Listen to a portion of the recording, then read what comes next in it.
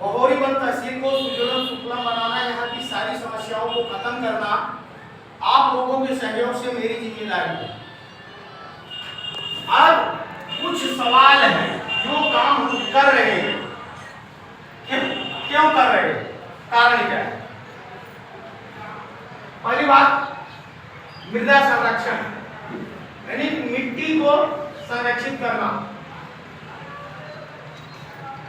दे रहा है मोबाइल। हाँ, तो मिट्टी की सुरक्षा आखिर क्यों जरूरी है?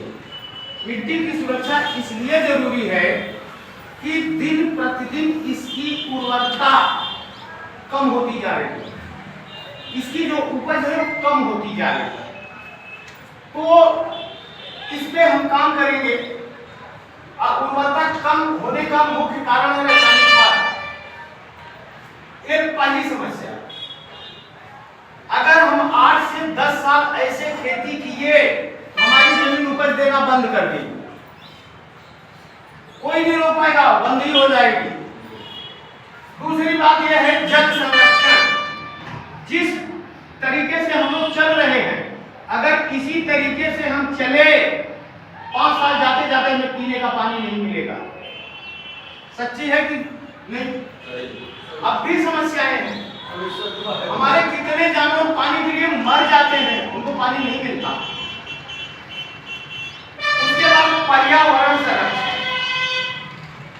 पर्यावरण संरक्षण जो है, ये पर्यावरण का जो काम है दुनिया का सबसे अच्छा, सबसे बड़ा काम। पर्यावरण अगर हमारा प्रदूषित है, क्यों? पेट्रोकेमिकल की वजह से, डीजल, पेट्रोल, गैस, कोयला, बहुत सारे जो जीवाश्म ईंधन हैं वो तकलीफ दे रहे हैं। तीसरी, स्वास्थ्य संरक्षण, यानी कि कोई घर ऐसा नहीं जिसमें आपको बीमार आदमी नहीं मिले। कारण क्या है? कारण ये मुख्य तीन है। ये जो हम स्वस्थ नहीं है, इसलिए मुख्य तीन कारण। अगर ये तीनों चीज सही हो गई, ऑटोमेटिक ये समस्या समाप्त हो जाएगी। अब हम देखें 5वीं समस्या, रोजगार। ज्यादा से ज्यादा हमारे नौजवान बेरोजगार हैं। बेरोजगार होने की वजह से वो गलत रास्ते को अपना लेते हैं। क्यों? उन्हें पैसा चाहिए, ज्यादा पैसा कहाँ मिलता है? हम कोई गलत काम करें, भले हम अंदर चले जाएं। अब 6वीं समस्या, नौजवानों को दिशा देना। अगर रोजगार नहीं है, पक्का है नौजवान भटके तो सही दिशा में नहीं चाहिए।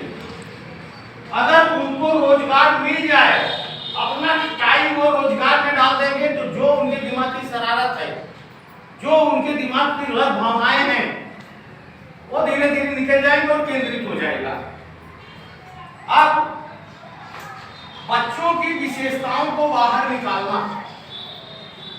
हमारे पास कुछ ऐसे बच्चे हैं, भले गरीब हों, लेकिन उसमें ऐसी प्रतिभा छिपी हुई है, अगर वो बाहर आ जाए बहुत कुछ कर सकती है। उदाहरण के लिए जैसे हमारे प्रेरणा स्रोत के डॉक्टर कलाम बहुत गरीब थे, लेकिन प्रतिभा बाहर आई, पूरी दुनिया जानने लगी। ऐसे बहुत सारे उदाहरण हैं जो नहीं दिए जा सकते, लेकिन ये तो जीता जागता उदाहरण है। अब जैसे वृद्धजनों का ध्यान देना। आजकल अगर ध्यान से देखा जाए सर जी, 80% लोग ऐसे हैं जो माँ बाप की वैल्यू रखते ही नहीं। 100 में 20 बेटे ऐसे होंगे जो माँ बाप की सेवा करते नहीं करते, चाहे जितना लायक बेटा हो। ये वृद्धजनों की ध्यान दिया जा सकता है इन सब कामों को करते हुए। अब अपनी तहसील को सुजलाम सुफलाम बनाना। सुजलाम सुफलाम का मतलब क्या होता है मिस्टर विजय, आप बताइए। सुजलाम सुफलाम का मतलब ये होता है कि जैसे हमारा जो क्षेत्र है उसमें खुशहाली होना चाहिए। खुशहाली हर क्षेत्र में होना चाहिए, ना कि सिर्फ एक क्षेत्र में। धन से हो या जो हमारा कृषि है उससे भी हो, रोजगार से हो, और हमारे क्षेत्र में इतना उद्योग और रोजगार होना चाहिए कि हमारे क्षेत्र के लोगों को बाहर जाने की आवश्यकता न पड़े। ये बात बराबर और है। इस चीज के लिए हम सोशल अब ये जो 9 चीजें हैं, अगर इसे हम पूरा करना चाहें, करेंगे कैसे? अगर हमें सफर तय करना है तो हमको व्हीकल चाहिए, साधन चाहिए। अगर मान लो हमें जबलपुर जाना है, कम से कम मोटरसाइकिल तो चाहिए आज के जमाने में, नहीं तो कार हो, बस हो, कैसे भी हम सफर करते हैं, हमें साधन चाहिए। आप लोगों को एक साधन मिला है MCL, इसका फुल फॉर्म है मीरा क्लीन फ्यूल लिमिटेड। अब मीरा क्लीन फ्यूल का मतलब आप समझ रहे हैं ना, एकदम शुद्ध ईंधन। फ्यूल का मतलब ईंधन, जैसे डीजल, पेट्रोल, गैस। और दुनिया का सबसे बड़ा सेक्टर है फ्यूल सेक्टर। अगर पेट्रोल महंगा हुआ, महंगाई बढ़ गई, डीजल महंगा हुआ, महंगाई बढ़ गई। बाद में सस्ता हो जाए तो भी महंगाई नीचे नहीं आती।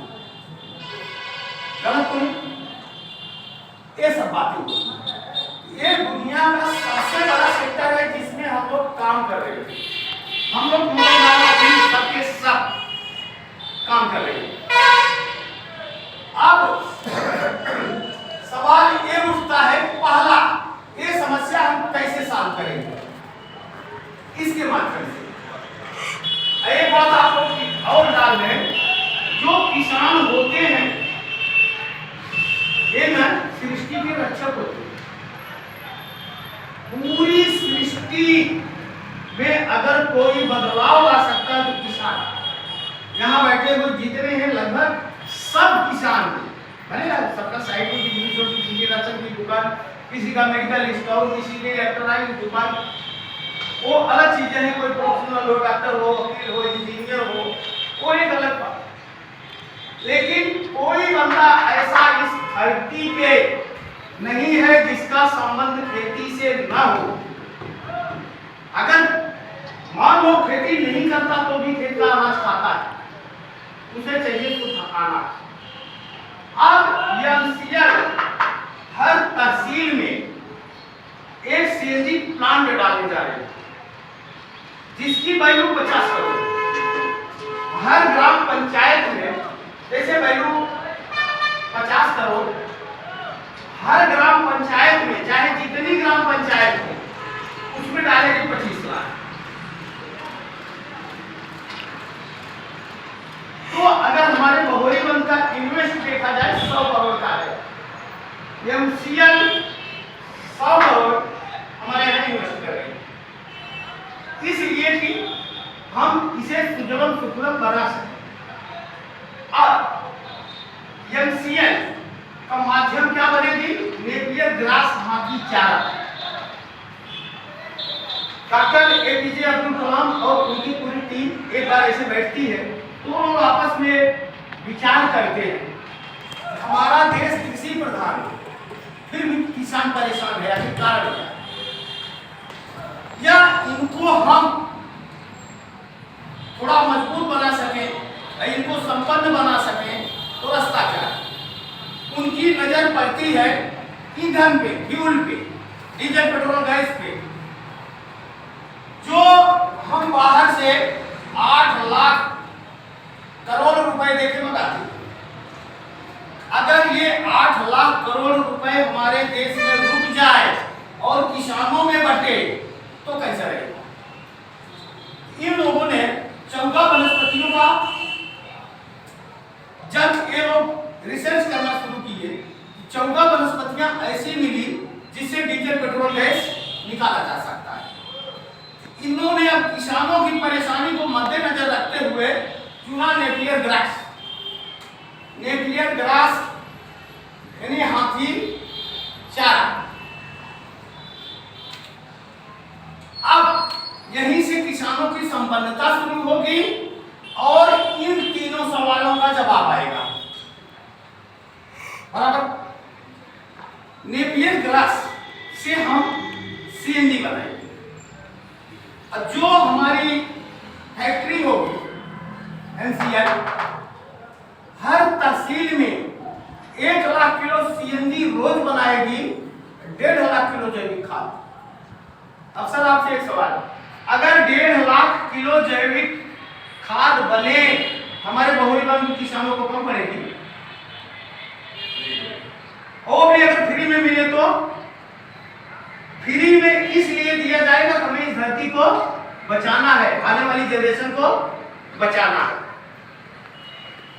अब खाद यहां बन गई तो धीरे धीरे हम रासायनिक खाद का प्रयोग कम करते चले जाएंगे।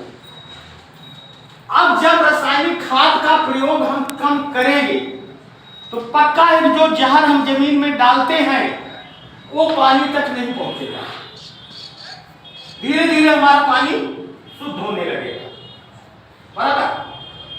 तो पानी शुद्ध करना जरूरी क्यों है? प्यास को भी बुझाता है पानी, लेकिन सर्वे क्या बोलता है 80% पेट की बीमारियां सिर्फ पानी की वजह से। इसका मतलब पानी खराब है। 400 फीट नीचे से अगर पानी निकाले तो उसमें केमिकल मिलता है। पानी पीने जैसा नहीं है लेकिन मजबूरी में पी रहे हैं। हमारा अनाज खाने जैसा नहीं है। सर्वे बोलता है 1.5 ग्राम जहर हम पर डे खाते हैं उस अनाज के माध्यम से। तो ये सब हमारे बीमारी के कारण बनते हैं। अब सवाल आया पर्यावरण संरक्षण का। अगर हमारा ईंधन बदल गया, हम डीजल पेट्रोल गैस बंद कर दिए, तो जो आपके द्वारा बनाया हुआ सीएनजी है इससे टेम्पो से लेकर ट्रक तक चलेगा, मोटरसाइकिल से लेकर बस तक चलेगी। जहां भी ईंधन की जरूरत है ईंधन काम करेगा और पेट्रोल से ज्यादा माइलेज देगा, उससे ज्यादा ताकत होगी, क्योंकि नेचुरल होगा, जैविक एकदम होगा, इसकी ताकत बहुत ज्यादा होगी। 3 सवालों का जवाब आपको मिला, संतुष्ट है 3 सवालों से? चौथा सवाल है उठता है अगर ये तीनों चीजें सही हो गई हम तो ऑटोमेटिक करती हो जाएंगे, हमें शुद्ध अनाज मिल जाए, शुद्ध हवा मिल जाए, शुद्ध पानी मिल जाए तो हम सही हो जाएंगे। और बीमारी का मुख्य कारण क्या होता है? जैसे कहते हैं हमारा शरीर 5 तत्वों से बना है। 5 तत्वों से पानी, अग्नि, हवा, आकाश और मिट्टी। अब ध्यान से देखा जाए हमारी मिट्टी बीमार है, उसे हम बीमार करते हैं। पानी में केमिकल है, हवा पेट्रोकेमिकल की वजह से प्रदूषित है। रही बात आकाश से होता है शून्य, लेकिन ग्रहों के हिसाब से वहां प्रक्रियाएं होती हैं जो नीचे से डॉट्स हैं प्रक्रिया में आती है। और 4 जगह हो गया, 5वां बची अग्नि। अग्नि का प्रयोग हम कर कैसे रहे हैं? कहीं प्लास्टिक जल रहा है, कहीं टायर जल रहा है, कहीं रबर जल रहा है, कहीं कुछ। ये हमारे 5 तत्व बीमार हैं, गलत तो नहीं? 5 तत्व अगर बीमार है, अब साइंस क्या बोलता है? All body made in cells, हमारा पूरा शरीर कोशिकाओं के बना हुआ है। और शास्त्र क्या बोलता है?